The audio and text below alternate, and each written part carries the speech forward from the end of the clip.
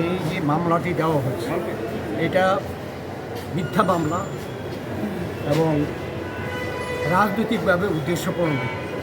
আমি একটি রাজনৈতিক দল, যে রাজনৈতিক দলের উদ্দেশ্য হচ্ছে দেশে গণতন্ত্র প্রতিষ্ঠা, মানুষের ভোটের অধিকার প্রতিষ্ঠা, মানুষের অধিকার প্রতিষ্ঠা, এবং সেই সংগ্রাম করতে গিয়ে আমরা দেখেছি, আমরা কাজ করেছি এবং আমাদের মতো ব্যক্তিদেরকে, নেতাদেরকে দাবিয়ে রাখার জন্য কিন্তু এই ধরনের মিথ্যা মামলা দেওয়া হয়েছে।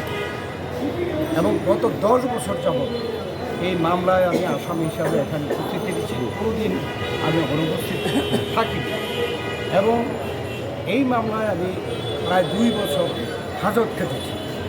অথচ মামলায় যে অভিযোগ আনা হয়েছে, একটি অভিযোগও যাদেরকে তারা সাক্ষী করেছে তারা কিন্তু এখানে প্রমাণ তুলতে পারে।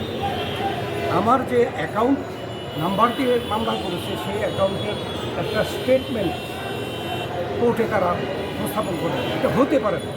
যদি আমার আধার একটা অ্যাকাউন্ট নিয়ে কোনো আপত্তি থাকে, সেই অ্যাকাউন্টের তো স্টেটমেন্টে কোর্টে জমা দিতে পারে না। এখানে লন্ডন থেকে অ্যাকাউন্ট নিয়ে এসছে সাম্বডি, সেই সাম্বডি খন্দকার মোহাম্মদ তোফাজ্জল হোসেন, এগুলো এনে অ্যাটর্নি জেনারেল চিঠি দিয়েছে দুদকের চেয়ারম্যানকে যে এই অ্যাকাউন্টগুলো ডক্টর খন্দকার মোশাররফ হোসেন এবং তার পরিবার, অথচ এখানে আমাদের কোনো নামধাম নেই এবং ওই অ্যাকাউন্টে আমাদের সাথে কোনো সম্পর্ক নেই। এখানে আয়ও স্বীকার করেছে এবং সেই কাগজপত্রগুলো প্রত্যেকটা আমাদের যে সিনিয়র আইনজীবী বোরহান সাহেব সেখানে জিজ্ঞাসাবাদ করেছে, তারা এগুলো প্রমাণ করতে পারে।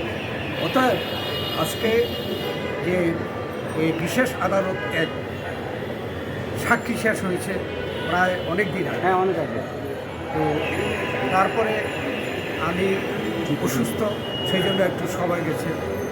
এখন রায় দেওয়ার সময় তিনি সঠিকভাবে পর্যালোচনা করে যে রায় দিয়েছে, আমি মনে করি যে একজন স্বাধীন এবং সাহসী একজন বিচারক যা করেন তিনি তা করেছেন এবং আমাকে এই মামলা থেকে খালাস দিয়েছে।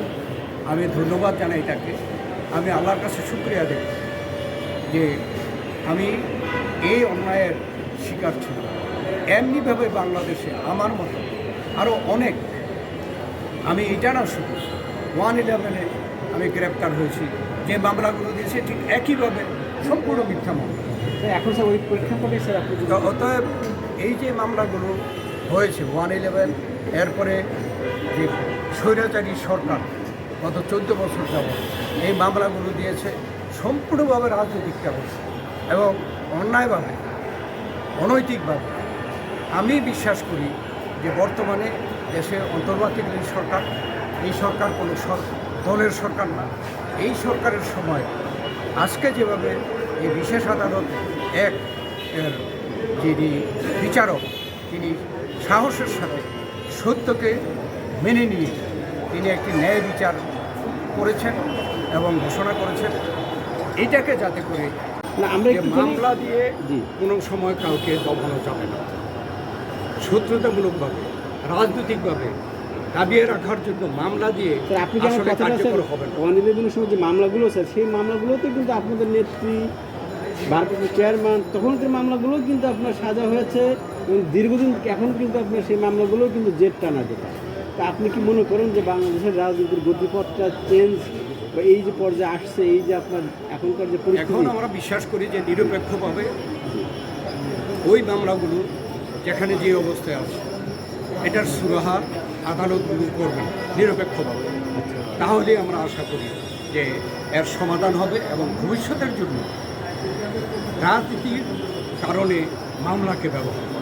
আমরা একটুখানি স্যার এই যে আপনার ধরেন এখন আপনার কিন্তু আওয়ামী লীগের নেতাকর্মীরা অ্যারেস্ট হচ্ছে বা দুই করাপশন, যেটা আপনার একটা বিষয় হচ্ছে আমি শুধু লিডার স্যার, একটু আপনার ইন্টেলেকচুয়ালি এই যে আমাদের কালচারটা, এই যে আপনি আজকে বললেন, আমি তো দেখেছি আপনি 10 বছর ধরে আপনার নীরবে আসছেন গেছেন, তো এই কালচারটা তা নাইলে তো একটি সভ্য সমাজে আইন বিভাগ থাকতো না, বিচার বিভাগ থাকতো না, সংবিধান থাকতো না, আইন থাকতো না। আমরা চাই যে আইন অনুযায়ী প্রকৃত দোষী ব্যক্তিদের শাস্তি দেশে হোক, রাজনৈতিকভাবে যাতে করে ব্যবহার না করে, সেটা পরিণতি ভালো হয়। Thank you so much.